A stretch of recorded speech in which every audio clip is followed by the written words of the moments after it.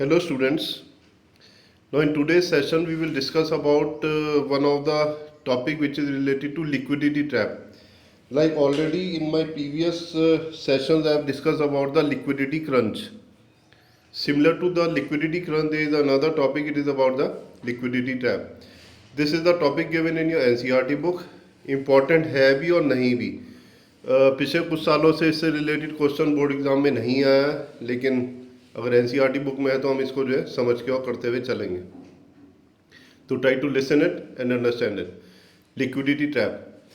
Liquidity basically means the flow of money in the terms of economics. Liquidity basically means the flow of money and trap का मतलब होता है रुक जाना या रोक देना किसी चीज़ को. जैसे पानी चल रहा है तो पानी के बीच में मड वगैरह सैंड वगैरह डाल दिया और पानी को रोक दिया. इसी तरह से लिक्विडिटी ट्रैप का मतलब ये होता है कि मनी की जो सप्लाई है उसको विदहोल्ड करना या उसको रोक देना. अब होता क्या है, इससे रिलेटेड एक स्टोरी गिवन है, इसमें डिटेल भी गिवन है. आपकी स्क्रीन पे आप देखेंगे तो इसमें example is also given out there and also a diagram is related to the liquidity trap is also given out. तो first of all listen to a story. Hindi में बता रहा हूँ, इसको ध्यान से सुनेंगे और समझेंगे, उसके हिसाब से जो लिक्विडिटी ट्रैप का टॉपिक जो है बिल्कुल क्लियर हो जाएगा आपके माइंड में. लिक्विडिटी ट्रैप में होता क्या है कि जनरली लोग जो है वो इन्वेस्टमेंट करते हैं, पब्लिक जो है वो इन्वेस्टमेंट करती है. इसके अंदर जो डिटेल गिवन है उसी से रिलेटेड मैं बता रहा हूँ. पब्लिक जो वो इन्वेस्टमेंट करती है, अपने फ्यूचर को देखते हुए कुछ पैसा जो वो सेव करके रखने की कोशिश करते हैं. अब होता क्या है कि ह्यूमन मेंटेलिटी होती है कि हमेशा सेविंग या इन्वेस्टमेंट जो है उस सेक्टर में करी जाएगी या वहाँ पर अपने इन्वेस्टमेंट करे जाएंगे जहाँ पर जो हमको इंटरेस्ट ज़्यादा मिलेगा, जहाँ पर हमको जो है बेनिफिट या फिर रिटर्न जो है वो ज़्यादा मिलेगा. Now in this particular liquidity trap, he has taken two conditions of investment. Number one, it is about the bond market, BOND bond market, and the another one it is related to the bank interest. जो हम bank में पैसा जमा करवाते हैं उसके ऊपर जो हमको इंटरेस्ट मिलता है वो. अब होता क्या है कि मान लीजिए बॉन्ड मार्केट में कुछ लोगों ने अपना पैसा इन्वेस्ट कर रखा है और उनको ये लगता है कि भाई जो इंटरेस्ट रेट जो है वो बढ़ने वाले हैं.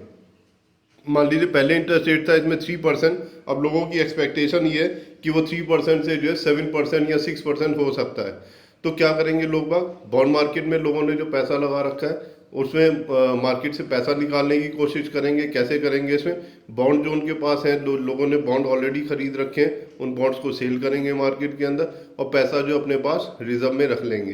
क्यों रख लेंगे कि ताकि जब इसमें इंटरेस्ट रेट जब इंक्रीज होंगे एफडीज वगैरह के ऊपर बैंक के अंदर, तो वो जो बॉन्ड से बेच करके जो पैसा हमारे पास आया उस पैसे को हम इन्वेस्ट कर देंगे बैंक के अंदर ताकि हमको जो रिटर्न जो है वो ज़्यादा मिल जाए.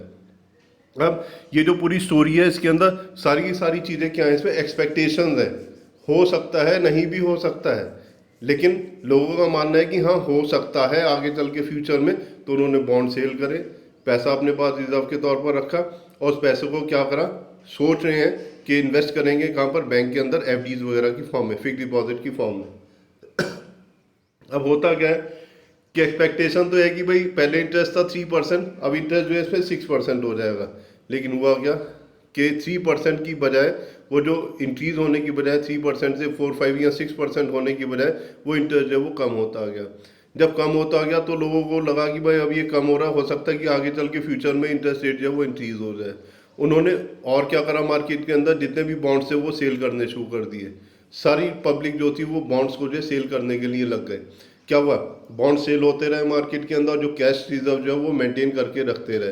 अपने बैंक अकाउंट में रिजर्व मेंटेन करके रखा उन्होंने कैश का, या फिर अपने घर में जो है उन्होंने कैश रिजर्व मेंटेन करके रखा कि जब इंटरेस्ट रेट इंक्रीज हो जाएंगे तब वो पैसा निकालेंगे अपने घर से या बैंक अकाउंट से और उसको जो है इन्वेस्ट करेंगे बैंक के अंदर ताकि उनको जो इंटरेस्ट या बेनिफिट जो है वो ज़्यादा मिले.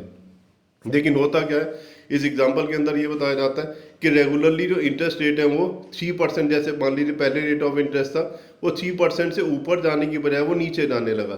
3% से 2% हो गया, 2% से जो 1% हो गया. लेकिन लोगों की एक्सपेक्टेशन अभी भी यही थी कि भाई हो सकता है कि आगे चल के फ्यूचर में इंटरेस्ट रेट बढ़े, लेकिन इंटरेस्ट रेट जो है वो नहीं बढ़े. तो हुआ क्या कि लोगों ने क्या करा, बॉन्ड मार्केट से पैसा निकाला, अपने पास रिजर्व के तौर पर रखा. एक्सपेक्टेशन ये थी कि इंटरेस्ट रेट बढ़ेगा, लेकिन इंटरेस्ट रेट इंक्रीज नहीं हुआ. तो क्या हुआ, जो फ्लो ऑफ मनी था वो कम हो गया, जो फ्लो ऑफ मनी था वो कम हो गया, धीरे धीरे जो वो खत्म होता जाएगा. इसी कंडीशन को नाम दिया जाता है क्या, लिक्विडिटी ट्रैप. तो मतलब लोगों ने ना तो बॉन्ड मार्केट में पैसा इन्वेस्ट करा, जो इन्वेस्टेड था उसको विड्रॉ कर लिया इसमें, और ना ही लोगों ने जो है बैंक में एफडी की फॉर्म में उस पैसे को इन्वेस्ट करा, क्योंकि वहाँ पर रेट ऑफ इंटरेस्ट कम थे। अब इसी से रिलेटेड एक यहाँ पर एक डायग्राम गिवन है। ये डायग्राम एक तरह से डिमांड कर्व से रिलेटेड है, which you have already studied in your last year economics. उसके अंदर एक कंडीशन होती थी परफेक्टली इलास्टिक डिमांड की। अब देखिए ये डिमांड कर्व है, ये डाउनवर्ड स्लोपिंग हो रहा है, जहाँ पर ये लिक्विडिटी ट्रैप जहाँ पर स्क्रीन पर आपके लिखा हुआ है, यहाँ पर एक ब्लू कलर की लाइन है, ये एकदम फ्लैट हो गई। फ्लैट मतलब कि पैरेलल टू एक्स एक्सिस हो गई। इस फ्लैट होने का मतलब इस कंडीशन को नाम दिया जाता है लिक्विडिटी ट्रैप। मतलब क्या होता है इसका कि जो इलास्टिसिटी ऑफ डिमांड जो वो परफेक्टली इलास्टिक हो जाएगी, या फिर elasticity of demand would be always equal to infinite. ये इनफाइनाइट का साइन भी यहाँ पर देख सकते हैं यहाँ पे स्क्रीन पर। तो इसके अंदर ये बताया जाता है कि जब बॉन्ड मार्केट से जब पैसा निकाला जाएगा तो मार्केट के अंदर जो मनी की जो डिमांड है वो इनफाइनाइट हो जाएगी, और इनफाइनाइट को ही नाम दिया जाता है परफेक्टली इलास्टिक डिमांड। मतलब जो मार्केट के अंदर जो मनी की जो डिमांड है वो इनफाइनाइट हो जाएगी, बहुत ज़्यादा इंक्रीज हो जाएगी। तो ये जो कंडीशन जो है इसको नाम दिया जाता है लिक्विडिटी ट्रैप। ये देखिए ऊपर से नीचे की तरफ ये डिमांड कर्व जो नीचे आया, डाउनवर्ड स्लोपिंग जैसे डिमांड कर्व होता है, और अल्टीमेटली आते आते क्या हो गया, इसमें पैरेलल टू एक्स एक्सिस हो गया। पैरेलल टू एक्स एक्सिस होने का मतलब क्या हुआ, ये परफेक्टली इलास्टिक डिमांड हो गया। और परफेक्टली इलास्टिक डिमांड के अंदर ये कंडीशन लास्ट ईयर आपने इकोनॉमिक्स में पढ़ी थी, जिसके अंदर ये बताया जाता है E D equals to infinity. तो ये कंडीशन है इसके अंदर, एक्स एक्सिस पर लिखा हुआ है speculative demand for money, demand जो वो एक्सेसली इंक्रीज हो रही है मनी की, और वही एक्सिस पर लिखा हुआ है इसमें रेट ऑफ इंटरेस्ट। मतलब क्या हुआ कि रेट ऑफ इंटरेस्ट जो कम होता जा रहा है, लेकिन जो डिमांड ऑफ मनी है वो इंक्रीज होती आ रही है, and this is a condition related to the liquidity trap. Thank you.